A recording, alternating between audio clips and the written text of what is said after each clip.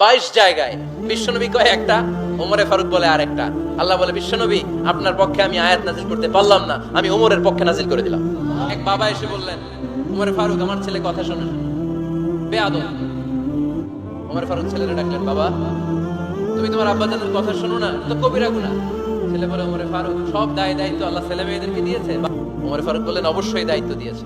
তাহলে বলেন আমার বাবার দায়িত্ব কি? উনি বললেন, প্রাইমারিলি প্রথমত 3 দায়িত্ব। আইয়ানতাকিয়া উম্মাহ, পৃথিবীর প্রতিটি বাবার উচিত ছেলেদের মেয়েদের জন্য ভালো মায়ের ব্যবস্থা করা।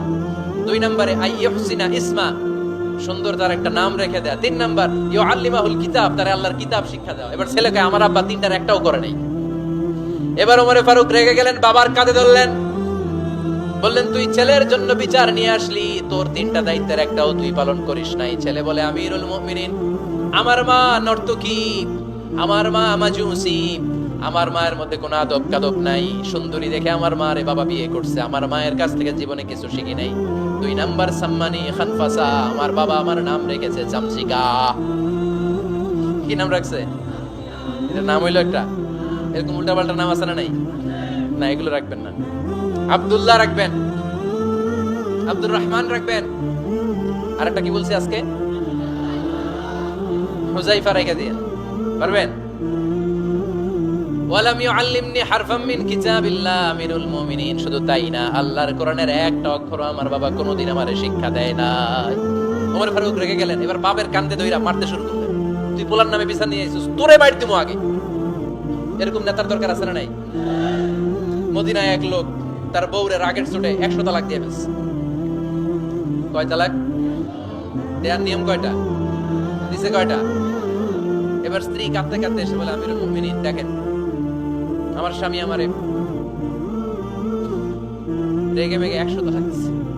ওমর ফারুক বললেন, দইরা নিয়ে এটা নিয়ে আসা হলো। ওমর ফারুক বললেন, কয়টা তালাক দিয়েছো? কয় 100টা। কেন দিছো? কয় মাথা গরম আছিল। এরকম আছে না? তালাক দেওয়ার সময় সব তালাক, তুই তালাক, তোর মা তালাক, তোর বোন তালাক, সব তালাক। তালাক দিবে ওয়াইফ রে, দিতেছে সবাই রে। তোমারে ফারুক বললেন, দিবে 3টা, 100টা দিলা কেন? কয় মেজাজ গরম ছিল। কয় দাঁড়া, আর তালাকু মিন শাআইরিল্লাহ, তালাক হচ্ছে আল্লাহর দেয়া বিধানের একটা নিদর্শন, এটা নিয়ে তুই খামখেয়ালি করলি। আমার রায় শোন, আমার রায় হচ্ছে 3 তালাকে তোর বউ তালাক, বাকি 97 তালাক তোর পিঠের উপরে পড়বে। এরকম বিচারের দরকার আছে না নাই? এরকম দৃষ্টান্তমূলক বিচার যদি বাংলার জমিনে দেয়া হতো, আর কোন নারী ধর্ষিতা হতো, আর কোন নারী অ্যাসিড মারা হতো, আর কোন নারী যৌতুকের জন্য কান্না করতো? একটা আমল লাগবে, বেশি না। কয়টা লাগবে?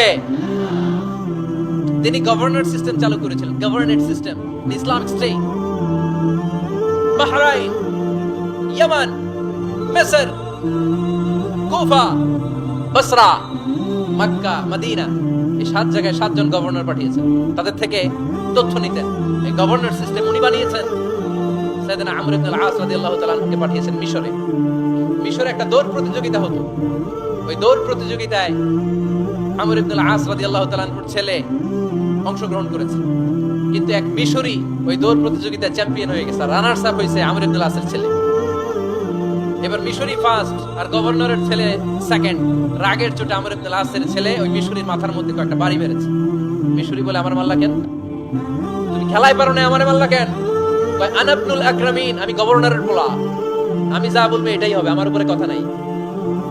মিশরি ওইখানে আর ঝগড়া বাঁধায় নাই, মনে দুঃখ নিয়ে মদিনায় চলে আসলেন।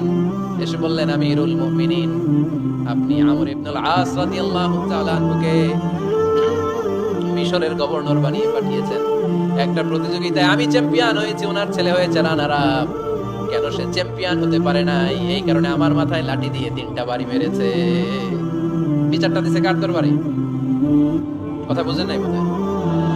ওমর ফারুকের দরবারে। ওমর ফারুক বললেন, তাই আগামী বছরের অমুক তারিখ আমি সব গভর্নরদেরকে ডেকে হিসাব নিতে, ওই দিন তুই থাকবি, পারবি না? মিশরে বলে, পারবো। মানে অবশ্যই পারবো। ওই দিন 7 রাজ্য থেকে 7 গভর্নর হাজির, গভর্নরদের ছেলেরাও হাজির, মিশরীয় হাজির। 7 গভর্নরের কাছ থেকে 7 এলাকার খোঁজ খবর নেওয়ার পরে ওমরে ফারুক বললেন, আইনাল মিসরি, মিশরি লোকটা কই, এদিকে আয়। মিশরি সামনে আসার পরে বলল, আমর ইবনে আল-আস, তুমি মিশরের গভর্নর, তোমার ছেলে সহ তুমি আসো। আমর ইবনে আল-আস এসে সামনে বসে রইলেন। এবার বললেন, ও আমর ইবনে আল-আসের ছেলে, তুমি নাকি ইবনুল আকরামিন গভর্নরের ছেলে, তুমি যা বলবা মিশরে নাকি তাই হবে, তোমার নাকি অনেক দাপট। নিজে একটা লাঠি এনে মিশরীর হাতে দিয়ে বললো, এবার তোর মাথায় যতটা মারছে তুই ততটা গুনে গুনে মার, আমি দেখবো। আমর ইবনুল আস দেখবে, আমর ইবনুল আসের ছেলেরে তুই এখানে মার। সে বলতেছে থাক, আপনি বলছেন এতেই যথেষ্ট, মারা লাগবে না, আমি মাফ করে দিলাম। ওমরে ফারুক বলল, খবরদার, মার, মার ওর মাথার মধ্যে। মিশরী ওমরে ফারুকের ধমক শুনে ভয়ে ভয়ে 3টা বাড়ি মারল। এই বাড়ি মারা দেখেও ওমরে ফারুকের হৃদয় ঠান্ডা হয় নাই। লজ্জায় আমর ইবনুল আস, বয়স হয়ে গিয়েছে, সাহাবা, মাথা তখন টাক, মাথায় চুল নাই, লজ্জায় মাথাটা হেট হয়ে মাথাটা নিচু করে রেখেছে। এবার রাগের চোটে ওমরে ফারুক বললেন, এবার আমর ইবনুল আসের টাক মাথার মধ্যে একটা মার, মার। কেন ছেলেকে শিক্ষা দিতে পারে নাই? ইয়া আমর ইবনুল আস, মাতা জাআলতুমুন নাস আবিদা, তোমরা কখন মিশরীদেরকে নিজেদের দাস বানায় নিলা? ওয়াকাদ ওয়ালাদাতুম উম্মুহুম আহরারা, আর ওদের মায়েরা তো ওদেরকে স্বাধীন সন্তান হিসেবে প্রসব করেছে। মানুষদের উপর ক্ষমতাগিরি করার জন্য গভর্নর পাঠাই নাই। খবরদার, জনগণ, তাদেরকে দেখভাল করার জন্য তোমাদেরকে পাঠানো হয়েছে, তাদের উপর কোনো অত্যাচার করার জন্য নয়। চিল্লায় বলেন ঠিক কিনা? এরকম নেতা কয়টা লাগবে? কয়টা? ওই নেতার নাম কি? ওমর। হা হুয়া ইয়াতি ওমর। 22 জায়গায় বিশ্বনবী কয় একটা, ওমরে ফারুক বলে আরেকটা। আল্লাহ বলে, বিশ্বনবী আপনার পক্ষে আমি আয়াত নাযিল করতে পারলাম না, আমি ওমরের পক্ষে নাযিল করে দিলাম। বিশ্বনবী বলতেন, ইন্না লিকুল্লি উম্মাতিন মুহাদ্দাস, সব উম্মতের মধ্যে, সব নবীদের উম্মতের মধ্য থেকে একজন করে আল্লাহ তাকে মুহাদ্দিস বানাতো। মুহাদ্দিস না মুহাদ্দাস। মুহাদ্দাস মানে এমন লোক যিনি যা ভাবতো ওই ভাবনাটাই আল্লাহ আয়াত হিসেবে নাযিল করে দিতেন। বিশ্বনবী বলেন, আমার উম্মতের মধ্যে মুহাদ্দাস হচ্ছে সাইয়েদনা ওমর।